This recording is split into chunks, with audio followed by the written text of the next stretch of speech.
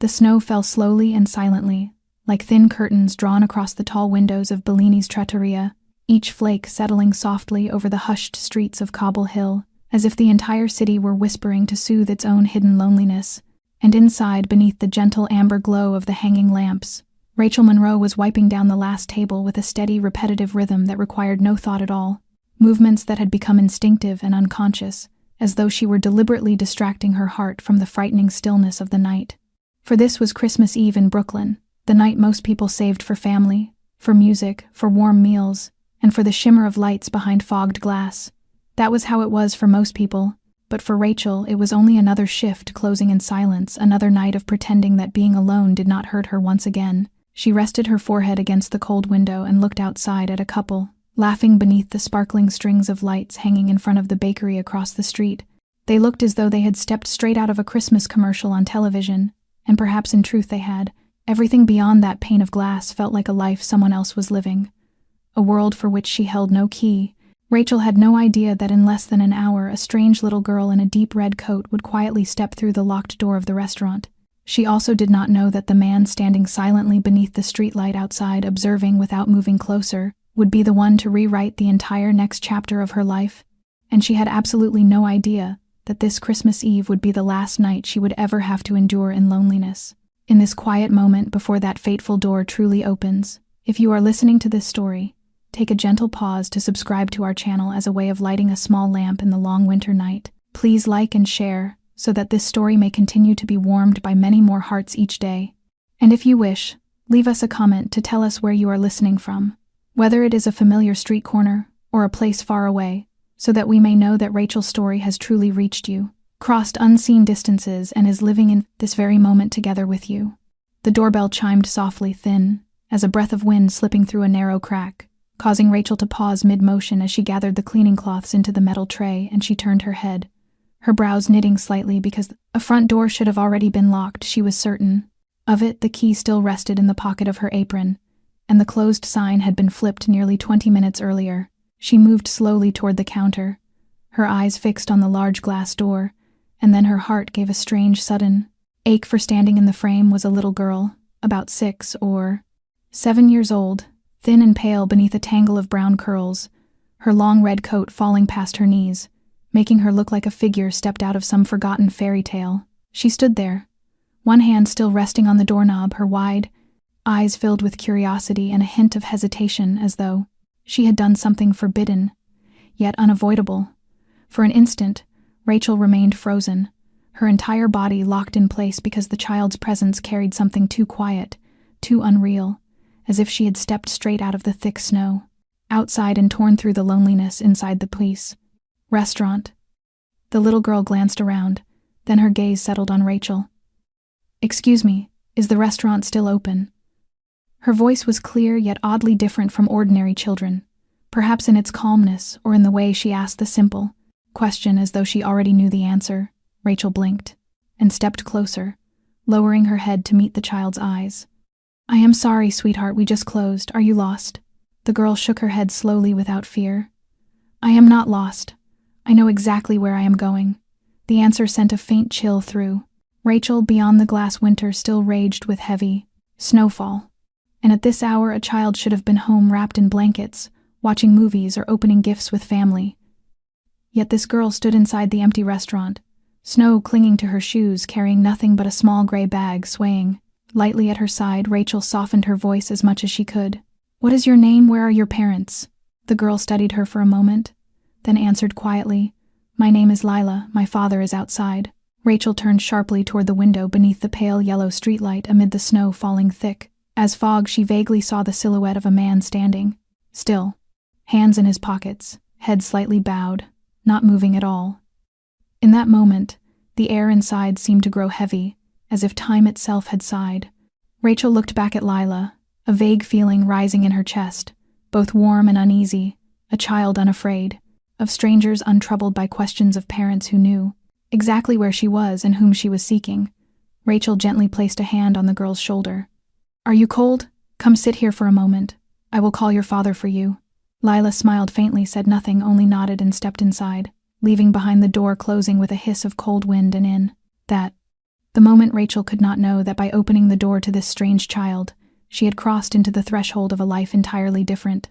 Lila sat on the stool near the bar, her legs swinging in the air, her dark brown eyes holding a quiet composure far beyond her years. Rachel poured her a cup of hot cocoa left in the thermal pot after closing, and set it gently before her on the counter.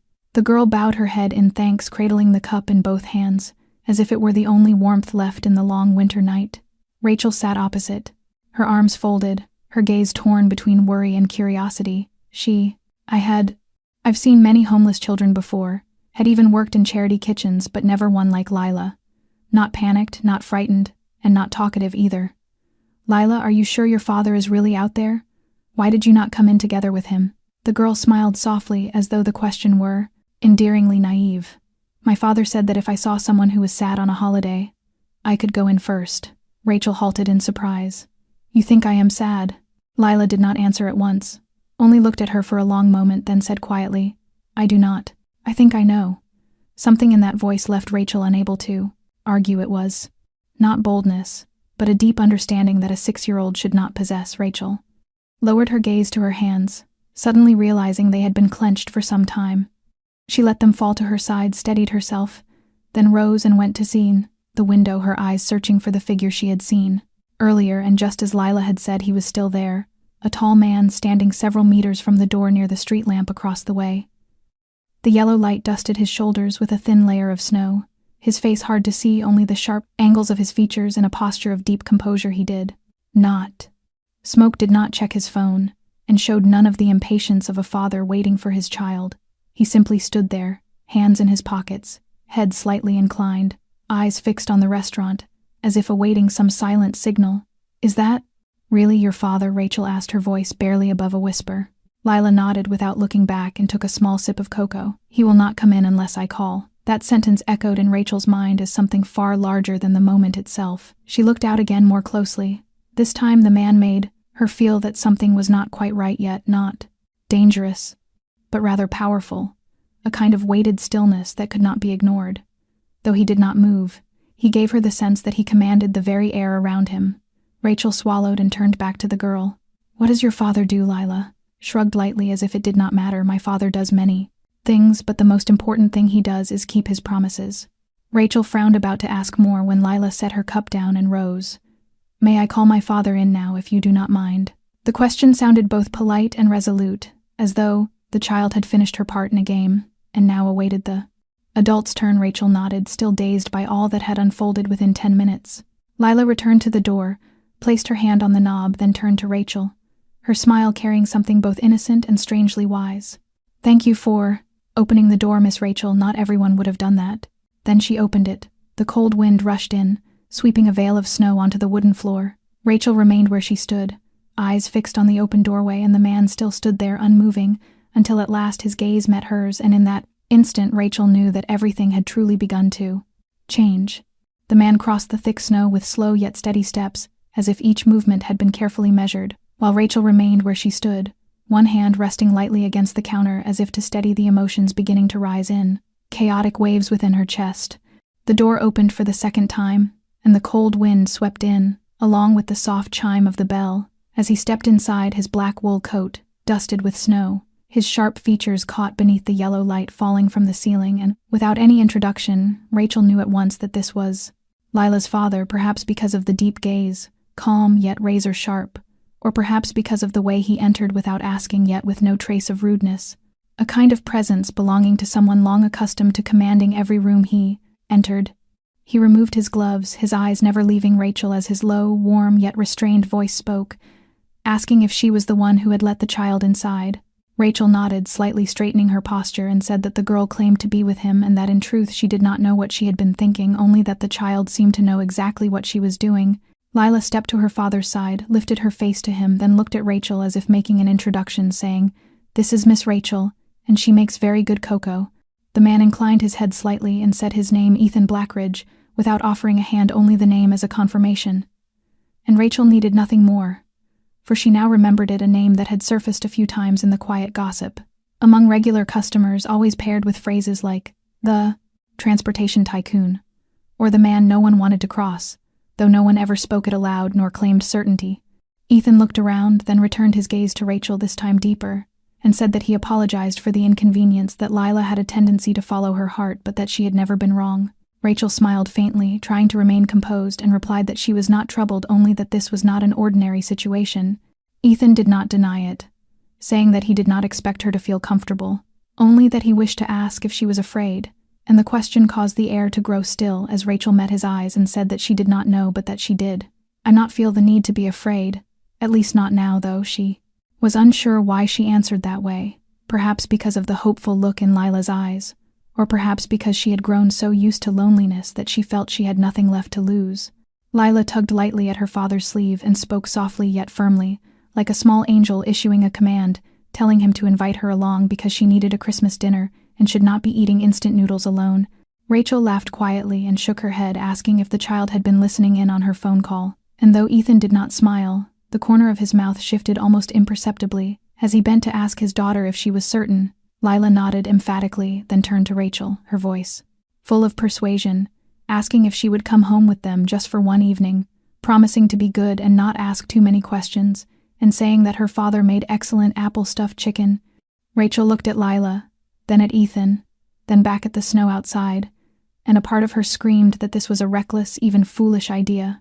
Yet another part, the one worn thin by countless empty Christmas nights, whispered that if not tonight, then when, and she found herself nodding so lightly, she barely point-free, believed it herself.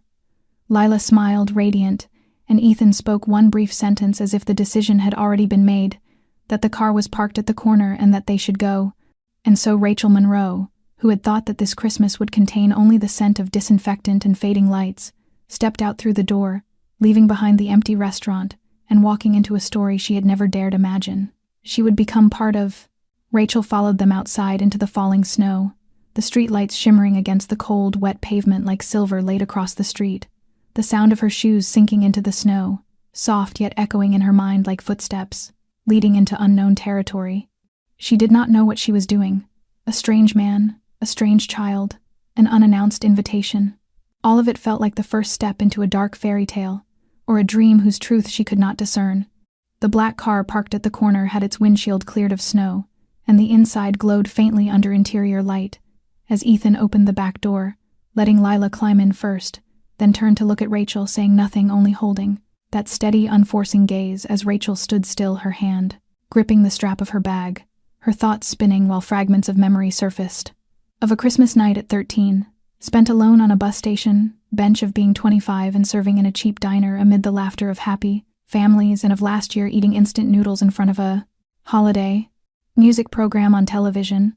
A part of her wanted to turn back, lock the restaurant, turn off the lights, and let this night pass. Like every other, but another part, the gentlest and most stubborn part still alive within her, whispered that sometimes the most reckless thing was also the most necessary, and she slowly stepped forward, looked at Ethan once more, and climbed into the car without a word.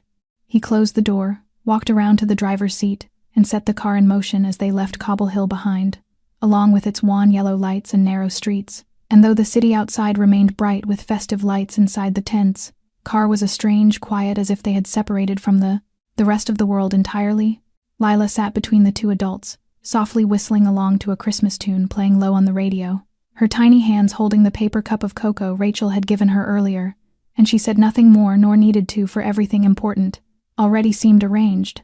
Rachel glanced at Ethan through the rearview mirror, his eyes fixed on the road ahead, his face expressionless, yet his hands on the steering wheel revealed absolute control, and he did not seem like a man who would spontaneously invite a stranger home, yet he did so with uncanny ease.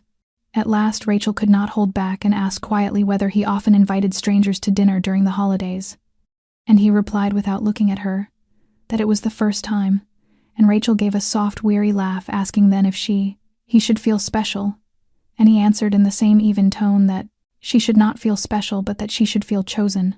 The words left Rachel silent, not from offense but from not knowing how to respond, for in a life accustomed to rejection, neglect, and invisibility, the notion of being chosen sounded far too luxurious to trust. The car turned onto a paved suburban road, leading into a sparsely traveled area where large houses began to appear behind iron fences and stone gates, and at last the vehicle stopped before a gray brick mansion, its roof thick with snow and its windows glowing with warm yellow light, and Rachel held her breath, not because of its grandeur but because of a peace so profound it felt unreal. Ethan turned off the engine and looked at her for the first time since they had departed, telling her that if she wished to leave at any moment he would have someone take her back, but that if she chose to enter the house he hoped she would sit down, share a meal, and allow his daughter to believe that the world still held people who did not turn away when someone needed them. Rachel looked at him for a long time, then nodded as she opened the door, stepped out, and realized that her hands were trembling not from the cold, but because something within her heart was beginning to thaw after so many winters of being frozen. The car rolled quietly along the snow-covered road leading into the suburban forest, the streetlights on either side occasionally streaking across the windshield like lonely stars slipping through the night. The space inside the car warm and gentle with the scent of new leather, and the faint aroma of wood from the expensive interior furnishings, yet so silent that Rachel could hear her own heartbeat one slow, steady beat at a time. She sat perfectly still with her hands tightly intertwined on her lap, unsure how to begin a conversation and uncertain of what she should even say, until Lila's soft, small voice rose from the back seat and broke the quiet, asking why she was alone on Christmas Eve. Rachel turned and met the wide, round eyes of the little girl, tilting her head through the space between the two seats. The question was simple yet painfully true, and she pressed her lips together, hesitating for a few seconds before answering that it was because she had no one to share dinner with and that sometimes adults also forgot how to make friends. Lila frowned thoughtfully and then asked with a clarity and innocence that ached whether Rachel had ever had a family like Lila and her father. Rachel tightened her hands even more and turned her face away to hide the shine rising in her eyes, and said that she had once been in a family, but it was nothing like what the child had, and that she had grown up in foster homes moving from place to place every year, and that family was something she knew only through books or films. Lila fell silent for a long while, then leaned her head back against the seat and looked up at the ceiling, saying that she believed everyone should have someone to go home with like she and her father, and that she thought Rachel was already on the right path. Rachel gave a small smile, though her eyes were wet, and asked why she thought so, and Lila replied that because now Rachel was not alone but sitting with her, and that they were on their way home together, and that she thought it was a beautiful beginning. Ethan kept his eyes on the road and said nothing, but his gaze flicked softly through the rearview mirror, quietly watching Rachel as if listening without wanting to disturb that fragile moment, for he had long been accustomed to conversations of strategy and calculated words. Yet this moment, so simple and pure, carried a weight he had not foreseen. Rachel leaned back into the seat and drew a deep breath as if trying to steady herself, and told Lila that she was a special little girl because not every child knew how to speak like that. Lila smiled with sparkling eyes and said that her father said she was like her mother, who also liked to say things that made people think. Rachel tilted her head gently and asked where her mother was, and as the question left her lips, the air inside the car seemed to sink as Ethan tightened his grip on the steering wheel, and Lila lowered her head, her voice growing small as she said that her mother had passed away 2 years earlier. Rachel turned back with regret in her eyes and apologized, saying she did not know, and Lila shook her head and said it was all right and that she missed her mother every day, but that her father said remembering was how they kept someone alive in their heart as long as they did not let sorrow obscure everything else. The words left Rachel speechless, and she turned to the window, where the snow continued to fall steadily and the yellow streetlights blurred in the misted glass, and inside her something began to stir very lightly yet very real, like the first crack appearing in ice that had remained frozen for many years. And ahead of her Ethan still said nothing, but his gaze in the mirror remained directed toward Rachel quietly and patiently, as though he were waiting for her to find her own answer.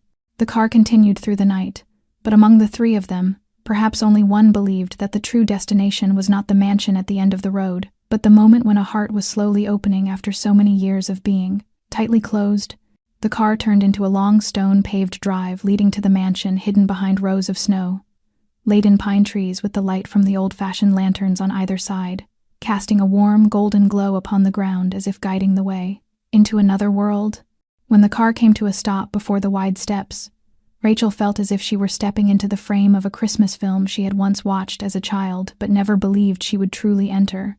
Blackridge Manor stood quietly in the night, its roof blanketed with snow, its windows spilling warm light outward in silent invitation. Mistletoe hung upon the main doorway, and a large wreath bound with a red ribbon rested at its center like a formal yet gentle greeting. Ethan opened the door first and inclined his head slightly toward Rachel in a rare gesture of courtesy, while Lila had already jumped out and ran up the steps as though she belonged there with every breath she took. Rachel followed slowly, her eyes tracing every detail of the house. The great oak doors opened onto a long marble-lined corridor, gleaming beneath a high ceiling adorned with sparkling crystal chandeliers, and the faint scent of gingerbread and cinnamon drifted through the air. An elderly woman in a neat housekeeper's uniform stood waiting at the entrance, her hands folded before her, calm and kindly in expression, and greeted Rachel by name, saying it was an honor to welcome her to Blackridge that night, and, introducing herself as Margaret, Rachel nodded in greeting, still slightly bewildered at being called by name before she could ask. How Lila smiled brightly and said she had told Margaret they would have a special guest that evening. Ethan stood beside them and addressed Margaret briefly, instructing her to prepare the east room with a fireplace, and Margaret nodded and turned to Rachel, inviting her to follow and assuring her that her belongings would be brought up and that if she needed anything she only needed to ring the bell. By the bed, Rachel followed the housekeeper down a long red-carpeted hallway with classical oil paintings lining both walls, each illuminated by mounted lamps. Everything evoked the feeling of a world entirely separate from the noisy city beyond. They stopped before a dark wooden door, which Margaret opened to reveal a generously sized room with soft cream walls, a large bed dressed in crisp white linens, and in the corner a small fireplace burning brightly, its flames dancing as if in welcome. A tea tray had already been arranged on the table by the window, along with a plate of still steaming ginger cookies. Rachel nearly froze as she stepped inside. Not from luxury, but from a warmth woven into every detail. Nothing here was arranged for display but to make someone truly feel welcomed. Margaret offered a few final instructions, then quietly withdrew and closed the door behind her, leaving Rachel alone. She stood there for a long time, taking in the room, her fingers brushing the thick wool blanket on the bed, then the snowflake painting hanging above the fireplace. Everything felt too gentle, too kind, compared to what she had known. She stepped to the window, drew back the curtain slightly, and looked outside as the snow continued to fall slowly over the garden, behind where neatly trimmed shrubs lay still beneath the white blanket. And in that moment, Rachel felt her heart soften. It was not the feeling of being tested, nor one of vigilance, but a quiet moment when she realized she was truly in a place where someone had thought of her even before she had crossed the threshold. A part of her still did not believe this could be real. Yet another part, the braver part, began to hope that perhaps this time she would not have to leave alone anymore. The morning light of Christmas Day slipped through the curtains, casting soft golden streaks across the pale wooden floor, and the bed dressed in pristine white linens as Rachel opened her eyes in a rare moment of peace, and for the first time in a very long while, her first sensation was neither urgency nor worry, but something that felt almost luxurious to her, a deep, quiet calm. The fire in the fireplace still glowed faintly, keeping the room comfortably warm. As she sat up, draped the sweater prepared at the foot of the bed over her shoulders, touched her bare feet to the cool wooden floor, and glanced at the clock to see that it was only a little past 7 o'clock. A Christmas morning with no car horns, no work alarms, and none of the heavy silence of an empty apartment. And as soon as she opened her door, a bright voice rang out in the hallway, announcing that Miss Rachel was awake as Lila appeared in reindeer-printed pajamas with her hair tousled from sleep, running up to seize Rachel's hand and tug her, and forward without giving her time to react, urging her to hurry. Because there were waffles, hot chocolate, and a game of hide-and-seek waiting? Rachel laughed and let herself be led down the brightly lit corridor and the grand red-carpeted staircase into a living room dazzling with decorations where a towering Christmas tree nearly brushed the ceiling, wrapped in lights and gifts. Wrapped in shimmering paper were piled beneath its branches, while the scent of baked goods and melted butter filled the air. Ethan stood near the fireplace holding a cup of coffee, his gaze softening when he saw them, as he offered a quiet good morning in his low, steady voice, and said he hoped she had slept well. And Rachel nodded with a small smile, replying that she had slept so well she almost thought she had been dreaming. Breakfast was served along the long table by the large windows where the sunlight eased the chill, and though Rachel hesitated at first, she could not resist Lila's eager eyes and boundless enthusiasm as the child kept pouring milk, placing pastries, and adding fruit to her plate. After the meal, Lila pulled Rachel to the area beside the tree, where toys had been torn open, and wrapping paper lay scattered like joyful wreckage, and together they assembled a tiny castle, painted ornaments, and even held a contest to see who could shape the most beautiful reindeer from marshmallow candy, while Ethan watched from a distance, never stepping in, yet never leaving, and in that moment Rachel realized she was smiling, truly smiling without obligation or pretense, as her laughter mingled with Lila's in the gentle light of the Christmas morning, filling invisible spaces within the vast house with living sound. Later they lay stretched out on the soft rug as Lila rested her head on Rachel's shoulder, her eyelids fluttering closed from exhaustion. and Rachel gently drew a light blanket over the child and felt her own heart grow still as all strangeness and all distance seemed to dissolve, and she no longer felt like an outsider who had wandered into a world not meant for her, but instead like a natural part of the house of the quiet morning and of the small heart sleeping trustingly beside her, as something deep within her whispered that perhaps this was what belonging meant. And Rachel Monroe, who had once believed Christmas to be nothing more than an ordinary day, began to understand that the most beautiful things often came from the simplest moments, and that sometimes all one needed to do was accept to open the door, even if only once. And by evening, Christmas wrapped the whole mansion in a warm, gentle glow from the chandeliers and the dancing fire in the grand dining room fireplace. While snow continued to fall outside and inside, there was the soft clink of glasses, the rich scents of apple-stuffed roast chicken, red wine, and traditional dishes that made the air feel heavy with memory, as the long table was laid with ivory linens, flickering candles, and a sprig of mistletoe hanging lightly from the chandelier at its center, like a quiet, ceremonial blessing. Rachel sat at one end of the table with Lila beside her, and Ethan at the other end, his gaze gentler as he watched them laugh and share the meal, while Lila animatedly recounted the morning's games, how Rachel had nearly won the contest to build a tiny snowman from cookies and kept slipping pieces of cake onto Rachel's plate as if determined to keep her there as long as possible. Rachel at first felt awkward but gradually relaxed, her hands steady on fork and knife, her laughter escaping when Lila mimicked her father's voice, and her eyes at times drifting to Ethan's face as if trying to read the man behind his calm exterior. And when the meal was nearly finished and Rachel rose to help clear the dishes, Lila suddenly caught her hand and chirped softly that Mommy Rachel did not need to clean because she and Daddy would do it. The words fell as lightly as breath.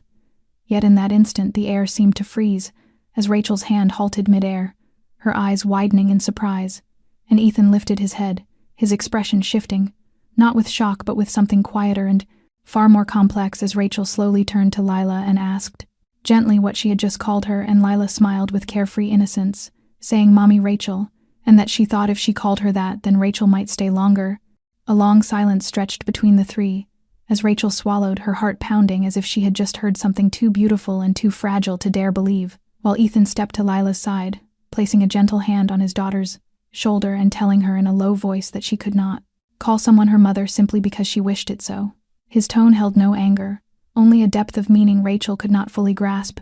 Yet Lila looked back to Rachel with a strangely resolute gaze and said that she thought Rachel was like her mother, not because she replaced her but because with her she felt happy, and that her own mother had once said that feeling mattered more than blood. Rachel could find no words as her throat tightened and her hands trembled faintly while she set the plate down, for she felt neither anger nor discomfort, only a stirring of memories, long-buried dreams she had carefully wrapped and hidden away for years, and part of her longed to pull Lila into her arms at once, while another part feared that if she believed in that feeling too quickly, she would once again fall into the emptiness she had learned to live with for so long. Ethan looked at Rachel, and for the first time that evening he spoke her name with a softness that was nonetheless clear, and within his gaze lay apology, protection, and something that felt like understanding as he said they would not force anything, but that if she chose to stay then this was no longer merely an invitation. No one spoke further yet, when Rachel sat back down, took Lila's small hand and smiled at her, and when Ethan quietly returned to his seat and poured more wine into Rachel's glass, they all understood that something had changed. Not yet a promise, but a beginning no one dared to name, even though in each of their hearts it was already slowly becoming real. After dinner, when Lila had fallen fast asleep on the long chair near the fireplace, her soft brown hair spilling over her forehead, and her breathing even like the whisper of a sweet dream, Rachel rose quietly and laid a light blanket over the child while the fire in the hearth still burned brightly, its glow casting shifting patterns of light and shadow across the ceiling, like flickering memories in Rachel's mind. Ethan stood by the table, pouring more wine into 2 glasses, and handed her one without a word, simply watching her as if waiting for what he knew would finally come. Rachel held the glass but did not drink, and instead walked toward the window, where outside a white stillness stretched, and the snow fell slowly as if time itself were being gently held back. She drew a deep breath as if gathering courage, and asked softly whether he had ever felt that he did not belong anywhere, and the question fell like a gentle cut. Ethan did not answer at once, but only sat down in the chair opposite the fire, his eyes never leaving her as she continued, still gazing outward, her fingers tightening around the glass, and spoke of how she had grown up in the foster system, abandoned at a hospital door, as a newborn with no name, no birth certificate, only a scrap of paper that read, "Please name the baby." She smiled faintly as she said they had named her Rachel after the first nurse who held her, and Ethan said nothing, only nodded as if engraving every word, and she went on in a steady voice, carrying a hidden current that she had lived in more than 10 families, and that every move meant learning a new set of rules, that some demanded she call them mother and father from the first day, while some, never called her by name at all, only that girl, and that she learned not to expect anything, not to cling, not to attach, not to believe she deserved to stay anywhere for long. She turned back to him, her eyes bright with tears yet unbroken, and said that was why when Lila had called her Mommy Rachel, she had panicked, not because she did not want it, but because she was afraid she would believe.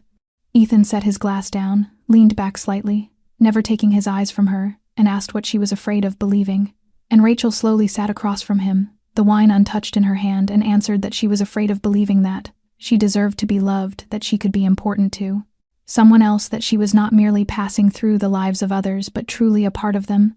She looked at him with an emptiness born of long habit of keeping everything inside, and Ethan answered not with words but by drawing a handkerchief from his coat and offering it to her in a small gesture that made Rachel finally weep, not with sobs but with silent tears falling soundlessly like the memories she had never spoken aloud. Ethan inclined his head slightly, and his voice, low and resonant like a deep note in the night, said that she might not choose where she began, but she could choose where she stopped. And Rachel looked at him for a long time, and in the eyes of the man before her was a stillness filled with understanding, not hurried, not pitiful, only a strange patience that made her feel she no longer needed to defend herself, and for once she could allow herself to let go. Outside, the snow continued to fall, but inside, between two people who had learned to be silent with their pain, a small door had quietly opened, needing no many words, only a presence steady enough to hold each other through the long night. The next morning when Rachel awoke, the sun was already high, and the gentle winter light filtered through the thin curtains into her room, and she sat up, stretching, feeling as if her soul had grown lighter after the conversation with Ethan the night before, as the warmth of its echo lingered quietly. Like a small fire threading through the cracks she had long concealed, she changed into simple clothes, tied her hair neatly, and began to wander the mansion she had once entered by chance as a guest, but which now no longer felt quite so distant. The long corridor was covered in deep red carpet. The paintings along the walls were hundreds of years old, and antique vases were placed carefully on shelves as if arranged to tell a silent story. Rachel moved slowly, her hand gliding along the banister, her eyes noting each heavy wooden door left ajar. From below, voices drifted up from the dining room at the back, the low murmur of conversation mixed with the soft clink of cutlery on porcelain. She turned right, past a small library lined with books, and encountered a middle-aged man reading a newspaper, who lifted his gaze to examine her from head to toe, with a sharp assessing look, as if determining where her presence belonged in the unseen order of this place. He did not greet her, only gave a brief nod and returned to his paper, and Rachel answered with a polite smile, and walked on, feeling his eyes linger behind her. Near the turn toward the indoor garden, she met an older woman with platinum hair pinned high, wearing a dark cashmere sweater, whose eyes narrowed slightly at the sight of her, and asked softly whether she was Ethan's friend. Rachel nodded and replied evenly that she was a guest only visiting Lila for the holiday, and the woman pressed her lips together and nodded, saying that Lila was a special child and their family bore responsibility for her, and that she hoped Rachel understood what she meant. And the words made Rachel falter for a moment as a familiar ache surfaced, not because of the tone, but because of the feeling she had known so many times before of being regarded as temporary. She smiled politely, thanked the woman, and moved on.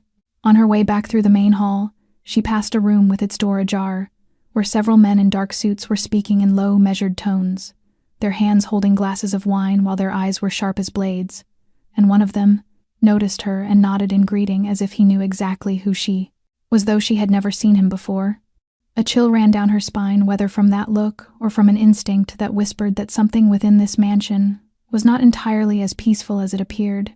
When she returned to the central area, Lila ran to her from nowhere, wrapped her arms around Rachel's waist, and chattered excitedly about wanting to build a snowman in the garden that day, and Rachel smiled and stroked the child's hair, though within her that unnameable unease still lingered. She could not deny that she was beginning to feel attached to this place, to Lila, and even to Ethan. Yet, at the same time, she realized that this house was not only a quiet refuge for beneath its elegant and warm exterior were eyes silently down, observing, weighing, and calculating. Rachel stepped into the snowy garden with Lila laughing as if nothing were amiss, but inside she understood that if she wished to stay, if she wished to truly belong, she would have to prove that she was more than a passing guest, and the quiet scrutiny had already begun. The afternoon passed beneath a pale gray light draped over the rooftops and trees surrounding Blackridge Manor, as snow continued to fall in scattered flakes like soft white ash drifting down upon a world preserved too carefully. Rachel was helping Lila rearrange the comic books in the common room when the sound of the front gate bell rang, and Lila lifted her head in excitement, saying it was probably Uncle Vincent who came every Christmas. Rachel did not ask more, yet her heart skipped with a strange quickened beat. She could not tell was curiosity or unease.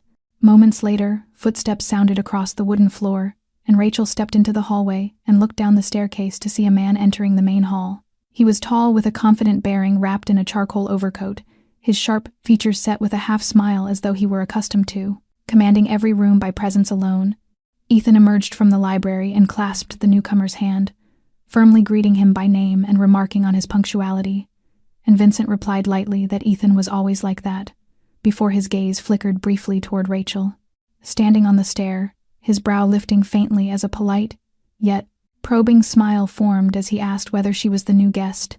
Ethan did not answer at once, and turned to Rachel with a trace of hesitation in his eyes as he introduced her to Vincent Santoro as an old friend and longtime partner, and Rachel stepped down, offered her hand, and said it was a pleasure to meet him while Vincent took her hand without looking away from her eyes as though trying to read the untold pages of her past, and remarked lightly yet coldly that it seemed Ethan had finally opened his door to let someone in.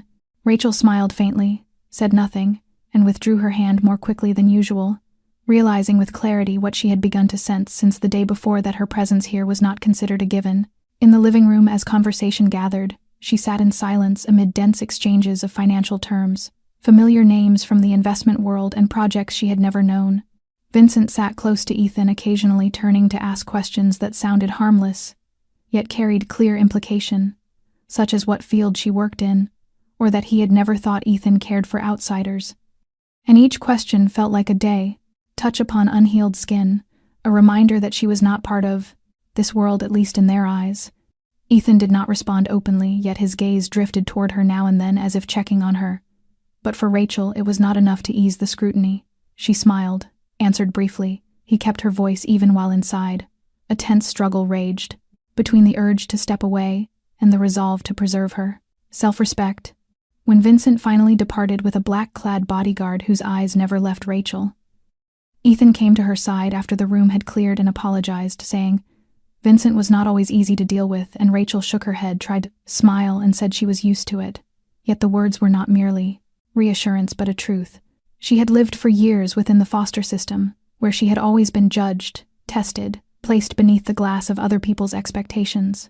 And even though this mansion was warm with its splendid Christmas tree, Lila's laughter and Ethan's gentle gaze there remained a part of her that felt she was only a stranger invited to stay, not someone who truly belonged. That night, after Lila had gone to her room and the house had settled into the quiet after Christmas, Rachel sat alone in the indoor garden beneath the misted glass roof, with the decorative lights still shimmering and reflecting in the cup, carrot of hot cocoa in her hands. The air was not cold, yet the surrounding silence made her feel as though she were entirely cut off from the world. And what had happened with Vincent that afternoon was not unfamiliar yet. This time, the sense of displacement came quicker and deeper, perhaps because she had already begun to believe she might belong here.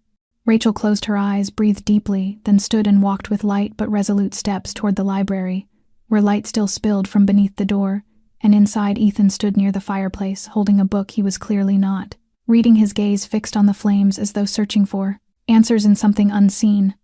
When Rachel entered, he looked up and his features softened as they always did when he saw her, yet this time she did not smile. She closed the door behind her, stepped forward a few paces, and stopped at a measured distance, and said she would leave after the next day, and the words fell into the room like a gentle blade driven deep. Ethan did not react at once. His gaze lingered on her longer than usual in silence, and Rachel swallowed, forcing her voice not to tremble, as she said she knew the holiday was only a pause, a small miracle in a life that held few miracles, that she knew Lila cared for her, and that she herself felt something truly real with the child, but that she could not stay because this was not her world. She was an outsider, and she did not think she could continue living beneath daily scrutiny. Ethan remained still, his hand tightening slightly around the book, his eyes darkening like gathering storm clouds as he released a slow breath and turned toward the fire, saying only that he understood, 2 words alone, without holding her back, without argument, without plea. Rachel felt the air rush from her chest. She did not know what she had expected. Perhaps persuasion, perhaps emotion, perhaps simply a reason to stay. But all she received was the quiet acceptance that had defined Ethan from the beginning. She added softly that she would rise early and would not disturb anyone, as if to steady herself. And Ethan nodded without looking back, and thanked her for coming, even if only for a short time. Rachel nodded in return, trying to smile, though her lips had begun to tremble, and she turned and walked out of the library. And before closing the door, she glanced back one last time to see Ethan still standing there, unmoving like a living statue, wrapped in a silence so dense it swallowed every signal she had once believed she felt from him. The door closed, and Rachel stepped into the cold corridor, her heart as empty as the winter night outside, and she had once believed she had learned to leave without feeling, but this time that was no longer true. The following morning, while the air was still heavy with mist, Rachel quietly packed her things in the cozy room she had gradually begun to call her own. The small suitcase rested neatly at the foot of the bed, while her clothes were folded with care, and the few simple pieces of jewelry she had brought from Brooklyn lay motionless on the dark wooden table, reflecting the faint light from the snow-covered window. She stood for a long moment before the mirror, adjusting her scarf, her eyes lingering on her own reflection. Nothing had changed, yet she knew, deep within that gaze trembled an unsteadiness she had tried to hide all through the night. And when she stepped out of the room, pulling the suitcase softly along the hallway, hurried little footsteps sounded behind her, followed by a broken, worried call, asking where she was going, as Lila stood at the top of the stairs, her wide eyes rimmed with tears, her hair tousled from sleep still in her soft reindeer-printed pajamas, her bare feet cold against the wooden floor yet unnoticed. Rachel stopped and turned, her heart tightening at the sight of the child's stricken face, as she forced a smile and stepped closer, lowering herself to Lila's height, and said she had to go home because the holiday was over. Lila shook her head violently, her lips trembling, saying it was not true that Rachel had promised to stay and read the rest of the book together. Rachel gently took the child's tiny icy hand, which trembled not from cold but from fear, and told her softly that she could not stay forever, because she was only a guest, and the words cut like a blade through both their hearts. Lila burst into sobs, her tears streaming down her flushed cheeks, her cries tearing through the stillness of the morning as she said everyone always left her first, her mother and now Rachel, and that she hated her. Rachel felt as if struck down by an invisible force, as she pulled Lila into her arms, holding her tightly while the child's sobs echoed against her chest like freezing bells, and she could say nothing because every word she might speak would only be another painful truth. Moments later, Ethan appeared at the end of the hallway, his tall figure motionless, his gaze fixed on the two of them locked together, and though he did not approach and his face showed no emotion, the depth in his eyes held something impossible to name. Rachel looked up and met that gaze, and in that instant she felt a quiet helplessness, and neither of them spoke. He did not stop her, offer reasons or plead, and it was that very silence that made her heart falter. When Lila finally calmed, though still trembling, Rachel kissed her forehead and rose, whispering an apology meant not only for the child but for herself, and the feelings she did not have the courage to keep. Ethan stepped aside as Rachel pulled her suitcase past him, their bodies never touching, yet the air between them heavy as stone. As the great door opened, the bitter cold rushed in, and Rachel turned back one last time to see Lila held in Ethan's arms, her eyes red and swollen while he bent his head into his daughter's hair as if hiding something. Rachel walked out, leaving behind a house slowly waking a child with a newly fractured heart, and a man who had never spoken the one thing she had most hoped to hear. The next day, while thick snow still clung to the Brooklyn sidewalks beneath a dense gray sky, Rachel sat curled in her small apartment, a cold cup of coffee in her hands, her eyes fixed on the fogged window as the familiar rhythms of life continued outside, with car horns, distant barking, and hurried footsteps of someone rushing to work. Yet for her time seemed frozen from the moment she saw Lila's tear-filled eyes. And when the clock struck 11, the knock came firm and steady, and she opened the door, expecting a delivery man or a neighbor in need, only to find Ethan standing there in his heavy, black wool coat, a dusting of snow in his hair, his face shadowed with fatigue, as if he had stood beneath the winter sky longer than necessary. And when their eyes met, her breath stilled, and the silence between them thickened, until Rachel finally asked what he was doing there, her voice dry and guarded, and he answered that he did not want it to end that way, and she replied that any ending was still an ending.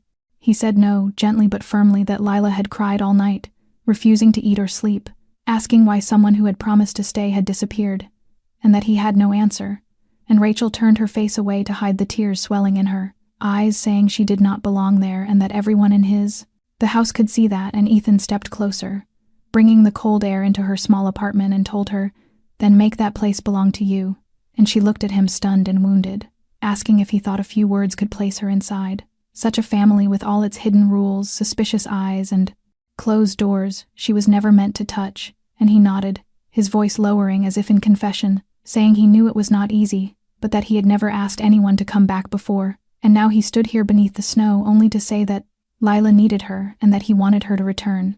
Rachel was silent for a long time, as the walls she had built began to crack, and she remembered Lila's laughter, the way the child's hand had led her through the mansion, as though she were already family, and she remembered Ethan's steady gaze, his quiet listening, and finally she said that if she returned it would be because she chose to, and not because anyone needed her, and Ethan nodded, a faint smile touching his lips, unlike any she had ever seen before, as he repeated, "Because you choose," and Rachel stepped back, opened the door wider, and said nothing more as Ethan walked in, as if he had never left, while the snow continued to fall outside softly like pieces of memory being stitched back together inside the small apartment, where something was beginning once again.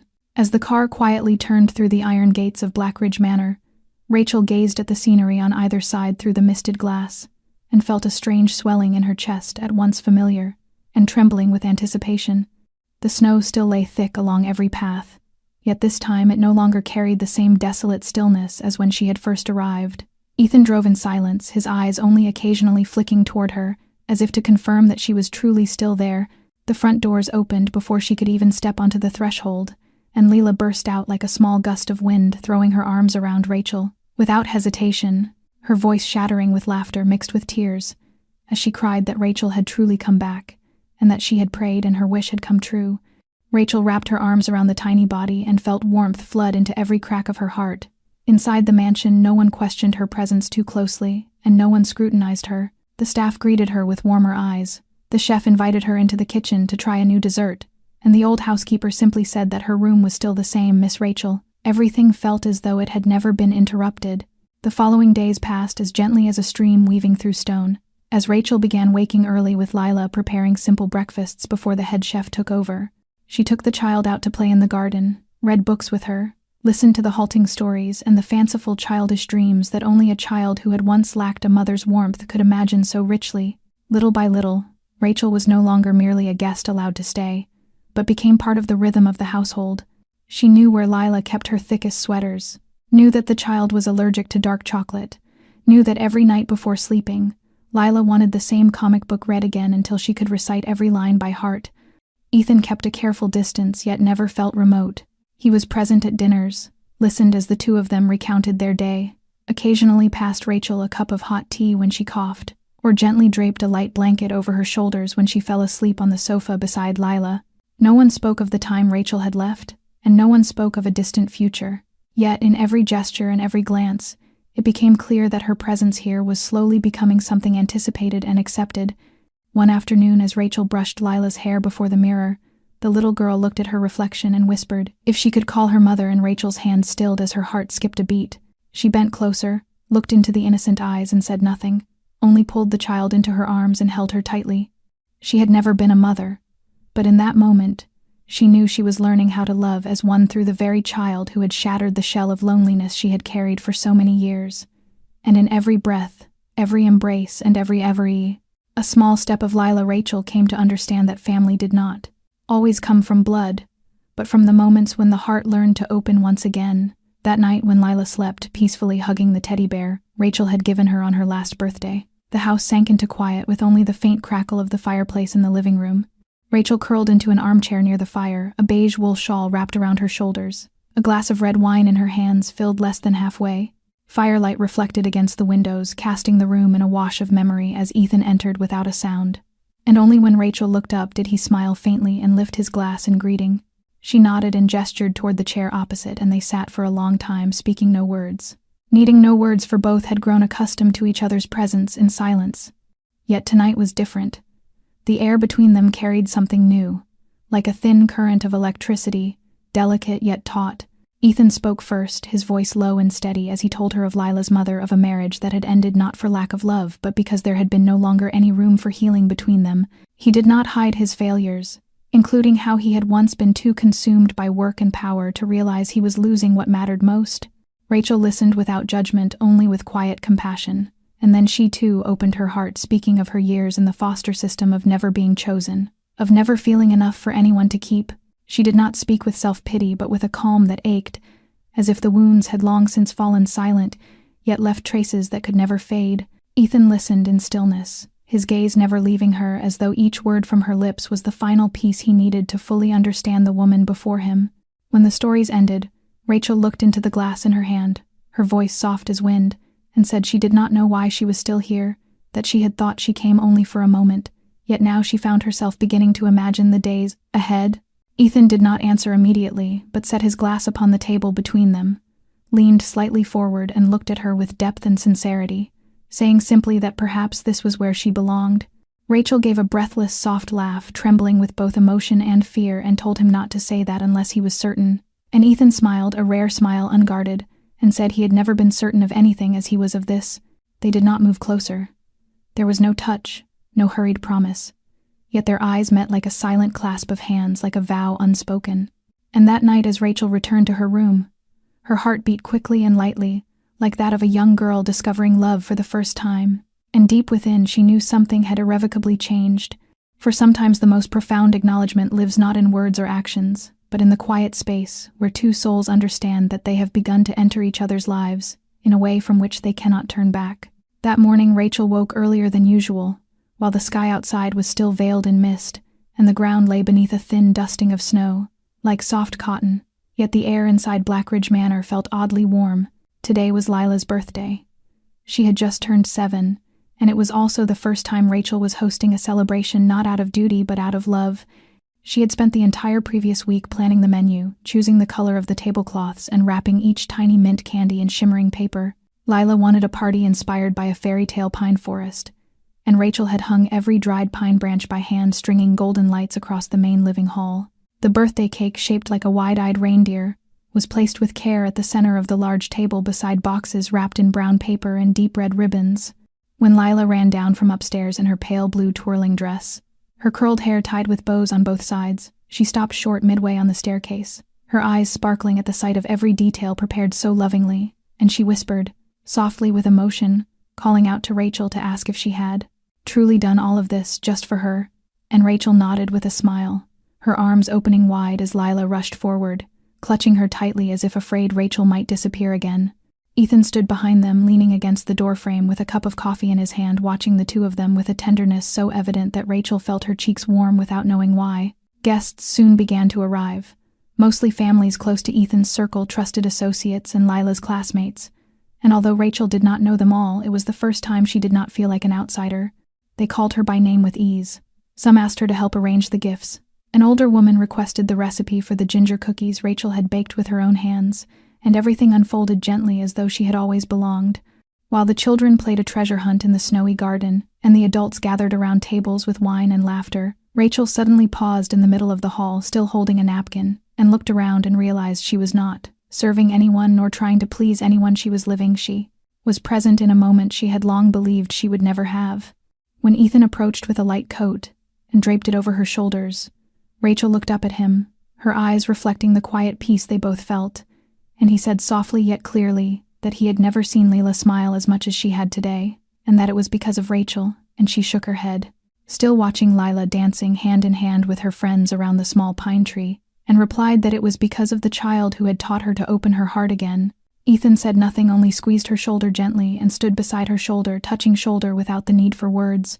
The party ended as dusk fell, the children leaving with their gift bags while Lila fell asleep in Rachel's arms on the sofa, still clutching the star-shaped balloon string, and Ethan watched the scene in silence, yet his eyes held an unspoken promise as Rachel kissed the child's forehead, then lifted her gaze to meet his without avoidance, without hesitation, and in her heart there was no longer doubt, only a strangely clear certainty that this place, these people, were the family she had never dared believe she could belong to. The next morning, pale sunlight filtered through the thin white curtains, bathing the living room in a softness like a dream, not yet faded, as Rachel sat on the doorstep holding a cup of hot ginger tea, her gaze resting on the garden, where yesterday's small footprints were still etched into the snow. Leela was sleeping late after the lively celebration, and the stillness around Rachel was so profound that she felt as though she had crossed an unseen threshold in her life without realizing it. Familiar measured footsteps sounded along the wooden hall behind her, and Ethan appeared in a dark charcoal turtleneck holding a thin file of documents, and he did not sit at once, but leaned against the doorway studying her for a moment, before speaking her name in a voice lower and more serious than usual, telling her he wanted to talk to her about something, and when she turned she saw the tension barely hidden in his normally composed face, and asked what it was. Ethan stepped closer, placed the file on the wooden tea table before her, and sat opposite, saying he had thought about this for a long time, even before she returned, and after yesterday he was more certain than ever. And when Rachel frowned, glancing briefly at the file without opening it, Ethan drew a breath and met her gaze, saying he wanted her to become his wife and Leela's legal mother. She froze, her heart tightening as if held by unseen hands, and asked if he was truly sure, and he answered without hesitation that he was, and that he had spoken with the attorney to prepare both the marriage license and the adoption papers, because he knew that on paper or not, she was already the only mother Lila recognized. Rachel shook her head, not in refusal but overwhelmed by the rush of emotion, asking why he would propose when she had only been here a few weeks, had no blood relation to the child, and had once left. And Ethan nodded gently, reminding her that he remembered, but he also remembered that she returned, and that since her return Lila slept better, laughed more, talked more, told her stories, because someone listened and learned to share her feelings without fear of abandonment, and that he had never seen the child bond with anyone so quickly. And Ethan stepped closer, touching the ring on the table, and said, "That one did not need blood to be family?"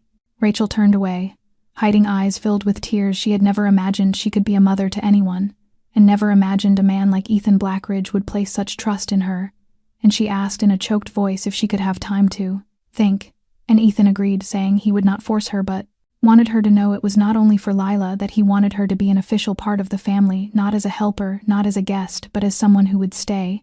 Rachel studied him for a long time, searching his face and breath for any sign of uncertainty, yet found only sincerity and perhaps the quiet beginnings of a feeling that had grown unnoticed.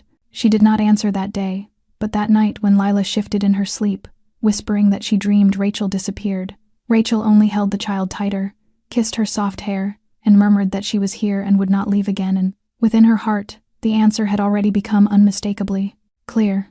1 year later, the snow once again fell, blanketing the rooftops of Brooklyn in white, while strings of Christmas lights shimmered along the streets. Music drifted from the bakery across the road, and the scent of cinnamon and fresh pastries rode the cold wind. And inside the warm kitchen of Blackridge Manor, Rachel carefully set the last Yule log cake onto the table, as Lila ran circles around the Christmas tree, holding red ornaments and chattering endlessly about the letter she had written to Santa Claus.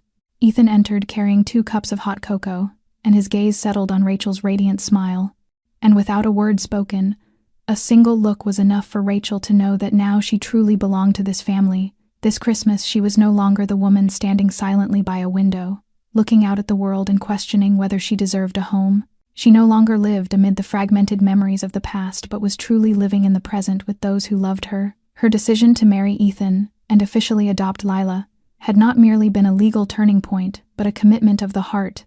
Leela now no longer called her simply Rachel, but Mommy Rachel, naturally and with full affection, and Ethan, once a reserved and inward man, had learned to open his heart to love not through control, but through trust and shared vulnerability. Rachel's story was not only about a fateful Christmas, but about the journey of a woman who once believed she belonged nowhere, and who found the home of her life in the least expected place. It was proof that sometimes love and family do not come in the way we anticipate, but arrive when we dare to open our hearts to receive them and choose to stay. And perhaps as you watch this video, you may ask yourself whether in this world there truly exists a home meant just for you, whether you too can be chosen and loved even after enduring deep wounds. The answer is yes, but what matters is whether you believe in that truth. Thank you for following this emotional story with us, and if you were moved by the journey of Rachel and Lila, please remember to like, share, and subscribe to our channel, so you will not miss the heartfelt and meaningful stories we bring to you each day. Let us know how this story touched you, Have you ever felt as lost as Rachel or encountered a person or a moment that changed the direction of your life? Leave a comment below and share what lies deep in your heart. Because what you write may become the encouragement someone else desperately needs. Goodbye, and we look forward to seeing you again in our next video with stories rich in meaning, humanity, and inspiration. We wish you abundant health, a peaceful life, a light spirit, and days always filled with joy. Farewell, and until we meet again in the next video.